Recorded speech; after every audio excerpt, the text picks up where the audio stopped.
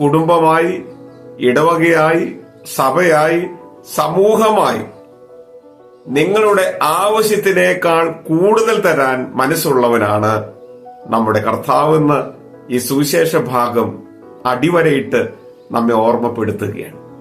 കുറവുള്ളതുമായി നിങ്ങൾ എന്റെ അടുക്കൽ വരുമ്പോൾ നിറവുള്ളതും ശേഷിപ്പുള്ളതുമായി സംതൃപ്തിയുടെ ഒരു സാഹചര്യത്തിലേക്ക് നിങ്ങളെ രൂപാന്തരപ്പെടുത്താൻ കർത്താവിന് കഴിയുമെന്ന വലിയ ആശ്വാസ ചിന്തയാണ് ഇവിടെ നിറഞ്ഞു നിൽക്കുന്നത്.